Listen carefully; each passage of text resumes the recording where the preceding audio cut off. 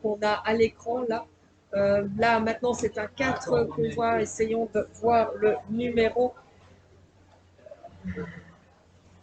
Pas évident.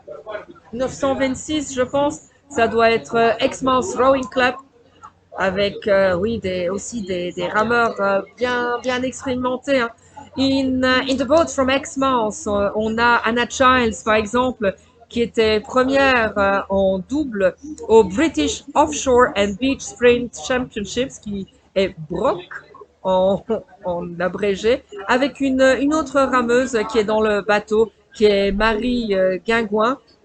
Et toutes les quatre étaient deuxièmes en 4 de couple dans ce même événement. Donc, vous voyez qu'elles sont déjà rodées ensemble dans ce bateau.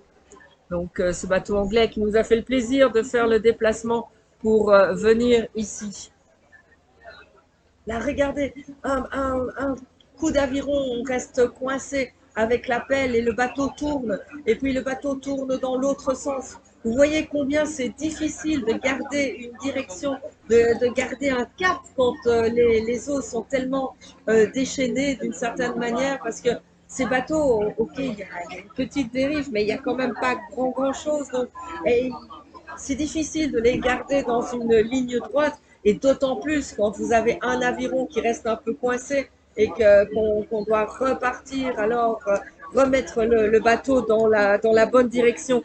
Ici, nous sommes avec le Rowing Club de Lausanne, avec Katrina, Alexis, Marie Edmunds et Natalia Horns, donc qui sont dans ce bateau. Vous voyez, les eaux là sont un peu plus calmes. C'est, je pense, un des derniers bords. Donc, ils se rapprochent de nouveau de la berge et les eaux semblent un peu plus calmes ici qu'elles ne sont plus au large sur le lac. Quoique, on voit quand même toujours des gerbes d'eau qui viennent sur la berge. Et voilà encore là bouée. Et là, c'est Chablais-Aviron-Tonon avec Simon Duboulot et Cindy Pellegrino, ici qui semblent être en tête maintenant. C'est leur expérience probablement qui a payé, puisqu'ils étaient partis pas trop vite, ils se sont pas affolés et au fur et à mesure ils ont repris du terrain. J'aimerais bien voir où est le deuxième bateau, puisqu'ils étaient vraiment en bord à bord à la Bouessé. Il y avait très peu, il y avait une seconde entre les deux bateaux, mais là il semble y avoir quand même un plus grand écart, puisque on a ce bateau qui est seul sur l'image, et vous voyez qu'il continue à vraiment ramer très bien ensemble. On voit que ce sont des rameurs expérimentés qui probablement s'entraînent depuis quelques années ensemble, et même quand les pelles touchent l'eau, ils arrivent quand même à garder leur bateau bien en ligne. Il n'y a pas d'à-coups, il n'y a pas de moment où le bateau est vraiment en perdition. Ils arrivent à le garder correctement. Je vois que la caméra cherche l'autre bateau. Si on pouvait voir le numéro, ça m'arrangerait aussi. Le 202. Donc, c'est le Ruder Club Erlerbach. Donc, c'était le bateau avec lequel le Chablais se battait tout à l'heure. Et vous voyez qu'ils ont pris maintenant une bonne avance. Le Ruder Club Erlerbach qui a aussi une très belle devise avec One Stroke, One Spirit. Et One Stroke at a time. Ils se rapprochent maintenant de la ligne d'arrivée. Ils sont là, on voit maintenant déjà le bateau de Chablais-Aviron-Tonon qui est en vue de la ligne d'arrivée et qui va donc remporter cette course. C'était une course pour le championnat suisse, mais ils ne seront pas champions suisses, mais ils remportent quand même la course. Bravo à eux. Ils ont quand même augmenté petit à petit leur avance et de manière officieuse, bien sûr, puisqu'on devra attendre que les arbitres donnent leur accord sur les temps et qu'il n'y a pas de pénalité ou quoi que ce soit. Donc, de manière officieuse, ce sera le Ruder Club Erlerbach qui sera sacré champion suisse en double mixte. Et vous voyez que ces deux bateaux ont pris quand même une avance très sensible sur les autres bateaux, dans cette course. Et ils sont heureux, vous le voyez, ils se congratulent et ils peuvent l'être. C'était une belle course qu'ils ont ramée là. et donc pour aller chercher ce titre avec oui, une avance vraiment considérable. Voyons quand arriveront les suivants. Donc, alors qu'il n'y avait qu'une seconde à la bouée-essai, on voit qu'à l'arrivée, il y a 28 secondes de différence entre Chablais Aviron Thonon et Ruderclub Erlerbach. Là, on a le troisième bateau qui arrive. Et si je ne me trompe pas, je verrai quand ils sont un peu plus près. Si je vois la couleur du bateau, je pourrais peut-être... Ouais, je pense que c'est le bateau de Lausanne. Oui, c'est le Queen Amman, donc c'est le bateau de Lausanne, donc qui va prendre la deuxième place ici avec Marie Manger et Romain Lou. Marie qui avait barré tout à l'heure, Romain Lou qui est le président. Et il faut aussi souligner quand même les efforts, hein, parce que ça fait quelques jours, voire quelques semaines, qu'ils sont en train d'organiser cette régate du Léman-sur-Mer. Ce matin, ils étaient là très tôt, hier, ils étaient là très tard. Et là encore, faire une telle performance, c'est encore plus remarquable de prendre cette troisième place et deuxième place au championnat suisse. Je pense qu'ils vont bien dormir ce soir, bien que ce ne sera pas terminé. Il y aura encore du boulot pour tout démonter. Mais chapeau au club, chapeau à ses rameurs et chapeau aussi au président qui mouille le maillot ici en étant sur l'eau et en venant terminer cette course en troisième position, deuxième pour le championnat suisse. Et vous voyez que ils regardent vraiment où est la ligne d'arrivée. Je pense qu'ils seront vraiment contents de la voir, de la passer. Vous voyez combien c'est dur de rester bien dans l'axe et de mettre ces avirons dans l'eau pour pouvoir pousser et pouvoir faire avancer. Ces lames qui sont de travers sont très compliquées à naviguer. Et effectivement, vous pouvez les applaudir parce que c'est une belle performance de non seulement organiser, mais en plus de ramer aussi bien. En quatrième position, bientôt ils vont arriver là. On va les voir. Donc j'attends le temps pour un peu voir les écarts aussi.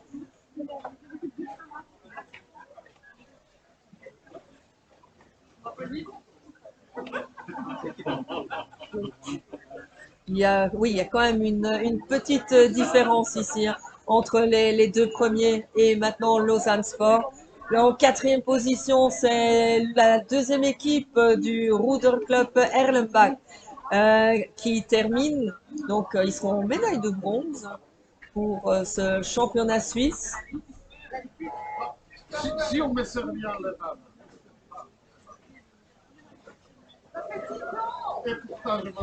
Ensuite, nous avons la société Canottieri Locarno qui arrive en cinquième position. Le Forward Rowing Club Morges qui termine sixième. Et vous voyez que les conditions sont vraiment pas faciles. Aussi le Forward Rowing Club Morges. Donc en sixième position, c'était Chetla Martin et maintenant c'est Oural Laurent qui sont en septième position. Et là, ils se battent avec les vagues. Vous voyez, ils se battent aussi avec le vent qui les pousse tout le temps vers la berge. Et il faut rester au milieu, il faut rester entre les deux bouées pour passer la ligne d'arrivée de manière correcte et pouvoir être classé.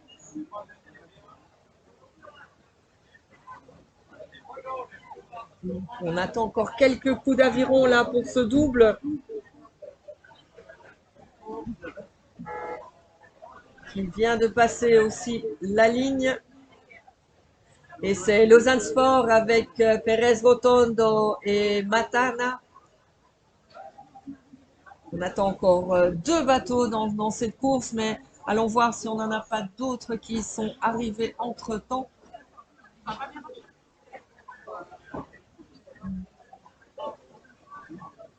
Et dans la course en 4 de couple, dames, il n'y a encore qu'un seul bateau qui a passé la ligne, aussi avec une avance quand même considérable. Et c'est de nouveau un bateau de Lausanne Sport Aviron avec Tom de Heus à la barre et Smith, Lazora, Guillaume et Mossière. Aussi des chevilles ouvrières qui ont fait énormément de boulot, qui auront encore énormément de boulot.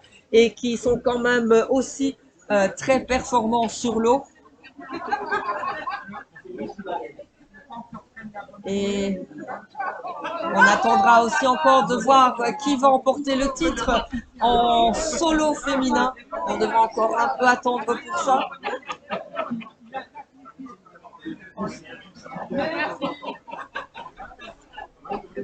On a encore des 4 et regardez encore un 4 avec un aviron qui est cassé là et une rameuse qui rame en pointe. C'est dur pour eux, c'est dur pour elles, pardon, mais elles font quand même tout ce qu'elles peuvent et je pense que c'est le bateau de l'aviron Unil et PFL, mais on verra quand elles passent la ligne. Je connais pas toutes les couleurs, donc attendons de voir quand elles passent la ligne pour voir qui c'est, mais bravo d'avoir continué comme ça avec un bris de matériel. Ça arrive en aviron de mer, ça arrive quand on touche un autre bateau, ça arrive quand on touche une bouée, ça arrive quand on prend une lame de plein fouet. Donc ça fait partie du jeu. Souvent, il y a un aviron de rechange et je me suis trompée, c'est Exmouth Rowing Club qui termine ici avec 3 rameuses en couple et une rameuse en pointe. Donc souvent dans les bateaux, il y a un aviron de rechange. Ici, il semble que ce n'était pas le cas. Donc elles ont dû continuer avec les avirons qui leur sont donnés. Là, on a encore un 4 de couple qui vient vers la ligne d'arrivée, qui n'a pas de numéro. Le numéro a dû partir, de ce côté-ci en tout cas.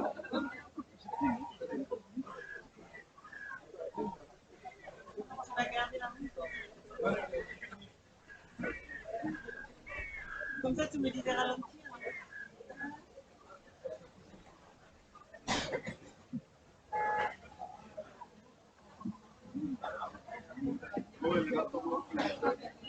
Et celui-ci est effectivement l'aviron Unil et PFL. En 3e position donc dans cette course. Nous avons encore 2 4 de couple qui doivent arriver.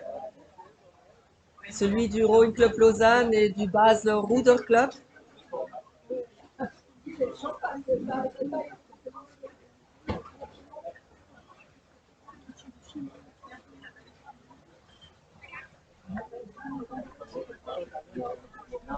Dans les doubles dames, le Rowing Club Lausanne a passé la ligne et donc a gagné cette épreuve devant le Lausanne Sport Aviron qui doit encore arriver lui.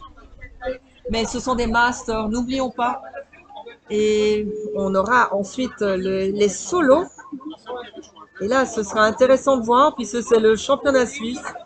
Voir qui emportera ce titre de champion de Suisse en solo féminin.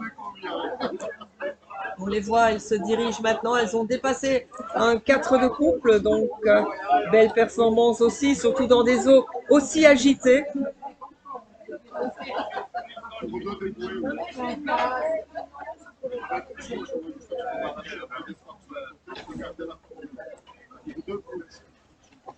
Et vous voyez, pendant que des bateaux doivent encore arriver, les bateaux pour la course suivante vont déjà s'échauffer, puisque la course suivante reprendra à 16h30, donc dans environ une demi-heure. Ce ne sera qu'un court répit pour eux.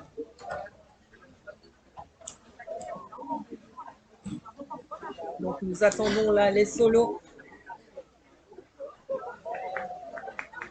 Et un double qui doit encore arriver aussi.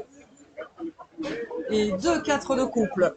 Donc il nous reste 6 bateaux à voir passer la ligne.